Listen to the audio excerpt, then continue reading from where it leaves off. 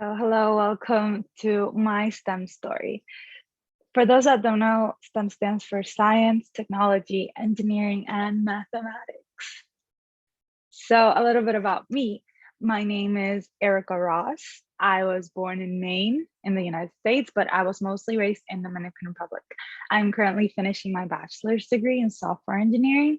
And right now I'm currently working as a Cloud BG intern. BG stands for Business Group at Microsoft. I love being near the water. I have certain hobbies. For example, I like reading mystery books and going to hackathon and tech events. I speak English, Spanish, and French. So these are some pictures of me in the water and a little bit about Dominican Republic and its food down there. So what is software engineering? My field of study is basically in charge of designing and writing programs for computers or other electronic devices. Basically, it's a bunch of processes that have to take place in order for the software to be built. It's not just code, but code is a big part of it. So when did I start technology?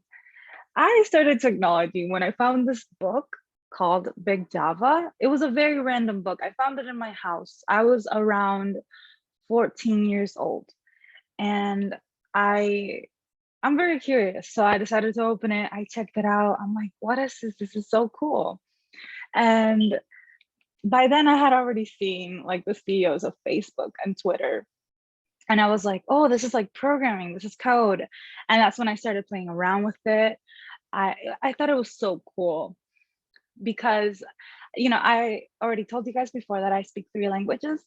And when I saw this book and I started playing around with it, I kind of realized that this was the way that I could speak to computers. It's like, oh, you speak Spanish? Oh, so you can speak to Hispanic people, or you speak French. Let's talk to somebody from French Canada, like Quebec, or from somebody from France. And programming is like this. Programming is like you're talking to a computer. It's their language. There are many languages that you can use to talk to a computer. In my case, the first one I delved into a little bit was Java. So this led me to then go into a technical high school. It's kind of like a career school in my junior year. I spent around 2 years learning about computers and a bit of programming, a bit of everything, honestly. By then, I was still unsure about what it was that I wanted to do. I kind of wanted to study languages as well. And I was also very interested in basically technology things. So I was in between those two. When the time came to choose, I decided to study cybersecurity engineering, but I quickly switched to software engineering. And there I met a group of wonderful people, wonderful teachers who I appreciate so much. As you can see in some of these pictures, for example, the second one, that we were a part of like the algorithms club. Basically, an algorithm is like a steps that you take to solve a problem. And we would do this, but with programming and with code. And then we would go on to compete every year at the ICPC, International Collegiate Programming Contest. We would join in groups of 3 and then basically compete nationally, regionally, as far as we could get. It was so much fun going there. It was every Saturday and we had so much fun. The dynamic was great. And if we didn't understand something, there would always be somebody there to help. It was an incredible learning experience for me. I also met a lot of great people there, as I said before. Honestly, another cool part about this was also like the hackathons. We would also join like a lot of groups for like 2 days, and then we would cut up a solution, and sometimes we would win, sometimes we wouldn't, but the great experience was being able to code a solution in 2 days. It was great. The feeling of Also, you got to meet a lot of people as well. That was so interesting. Also, another cool thing that made me get more into technology was joining a group of women in tech. Here you can see basically this was a cyber women challenge, but most of them, they're from a community called Mujeres Geeks in Spanish. So in English it would be like women in information technology, basically, I would say, sort of like that, women in technology. And through them, I did find this sense of community, of belonging. I used to always be the only person, sorry, the only girl in the class, or only like two girls, max like four, in a group of like 40 people. But with them, I found out that there is a place for me in technology. I don't have to worry about gender or anything like that, because I'm always going to feel welcome. And another cool thing that I did during my tech journey was the fact that I went to a lot of technology events. So these are different from programming and hackathons, because here, instead of competing, instead of building solutions, you're actually looking at professionals and people who know their stuff, and they're giving you knowledge. Basically, you go to their sessions, and it could be a workshop you could learn, or it could just be something they want to talk about. Either way, you're going to learn something. I usually didn't have enough money to go to these tech events. And what I would usually do is like I would always try to be a volunteer. So that way I could also help out, but I could also go to the event.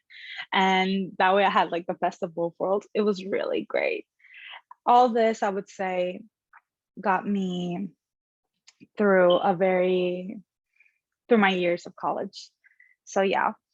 Also, I would say that if you're also interested in coding competitions, but you're really young, like still in high school, there is something else that's not the ICPC. It's called the IOE. And basically there, it's also a coding competition, but there you can practice, and you don't have to be in college for that. You can be in high school. I think also middle school. Don't word me on it. So what would my advice to you be? Because as I was telling you, right, I did go through this process of finding, kind of deciding for myself what it is that I wanted to do. I tried loads of things, and I basically found people that I could connect with. So my advice to you would be, the first one would be to trust the process. Learning takes time. I would still say that with all my years in programming, I don't feel like I'm the best. I don't feel like a senior. I don't feel like any of that. Learning takes time, and good things will come as long as you stay consistent. Also, try out new things. So here's the thing. You don't know if you'll like something unless you try it. And that's what I did. When I was studying software engineering, I tried mobile development, which is like making apps for phones. I tried web development, which is programming for web pages. I tried a bit of desktop development, which is like the apps that you see inside the computer that are installed. I also I tried loads of things. And basically now I know what I like because I went through all of that. So, you know, also my last advice to you would be to find a community where you feel welcome, especially if you're a minority or a first generation student. This is so important so that you feel a sense of belonging, or you can find people that have probably went through your situation and can guide you through that. So a community is great. Uh, it could be a community, it could be a club, it could be just some place where you feel welcome and where knowledge is in abundance and helpfulness is as well. So I want to talk a little bit about Nuevo Foundation. Basically, what I'm what their mission is to inspire kids to be curious, confident, and courageous by discovering the world of STEM. I hope that today with my story, we were able to achieve that. If you want to stay in touch with them, this is their Instagram, their webpage, and their contact information. Also, if you go to their page, which I really recommend that you do, you'll find loads of things to help you learn how to code. So thank you. This has been my STEM story. Thank you so much.